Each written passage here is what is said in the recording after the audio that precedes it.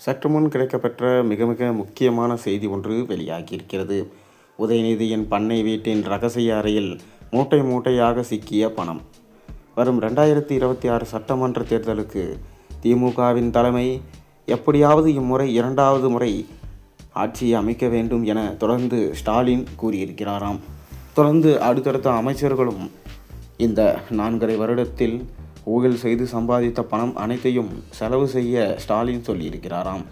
அதனால் உதயநிதி ஸ்டாலினின் வசம் அனைத்து பொறுப்புகளும் ஒப்படைக்கப்பட்டுள்ளதாம். இந்த 4.5 வருடங்களில் ஒட்டுமொத்தமாக சேர்த்த கிட்டத்தட்ட 40,000 கோடி ஊழல் பணத்தில் 1% 4,000 கோடியை உதயநிதி அவர்களின் பண்ணை வீட்டில் ரகசிய அறையில் இருப்பது அமலாக்கத்துறைக்கு தற்போது தகவல்கள் கிடைத்துள்ளதாம். மேலும் துரிதமாக செயல்பட்டு அந்த பணத்தை ரைடு மூலம் கைப்பற்ற வேண்டும் என அமலாக்கத்துறை விரும்புகிறார்களாம். இம்முறை எப்படியாவது திமுக வென்றாக வேண்டும் என முடிவு செய்துள்ளது. அதனால்தான் தற்போது கூட மக்களுக்கு, அதாவது தகுதி வாய்ந்த பெண்களுக்கு 5,000 ரூபாய் அவர்கள் வங்கி கணக்கில் செலுத்தப்பட்டது. இது வெற்றிக்கான ஃபார்முலா என்று பார்க்கப்படுகிறது. அதாவது அமித்ஷா செய்த பீகார் ஃபார்முலா போன்றே மேலும் ஒரு ஃபார்முலாவை தமிழகத்தில் விரைவில் செயல்படுத்திவிட்டார் திமுக தலைவர் ஸ்டாலின்.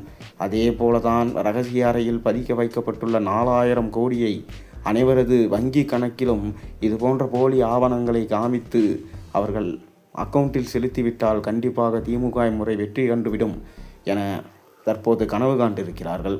ஆனால் அதை அமலாக்கத்துறை எப்படியாவது பிடிக்க வேண்டும். உதயநிதி அவர்களின் ரகசிய அறையில் இருக்கும் அந்த ஊழல் பணத்தை கைப்பற்றிவிட்டால் கண்டிப்பாக திமுகவால் இம்முறை பணத்தை வாரி இறைக்க முடியாது. அது மட்டுமில்லாமல் இந்திய தேர்தல் ஆணையத்தின் கட்டுப்பாட்டில் சென்றுவிட்டால் பணப்பட்டுவாடா செய்வது கடினமான விஷயம். மேலும் பறக்கும் படையினரால் பட்டுவாடா செய்யும் போது அமைச்சர்கள் பிடிபட்டால் அவர்கள் இந்த எலெக்ஷனில் நிற்கவும் முடியாது. தொடர்ந்து திமுகவுக்கு பல சிக்கல்கள் இந்த தேர்தலில் ஏற்படும். கடந்த தேர்தலைப் போல இது சுலபமாக இருக்காது. கடந்த தேர்தலிலே வெறும் 3% வாக்கு வித்தியாசத்தில் தான் வென்றிருந்தார்கள்.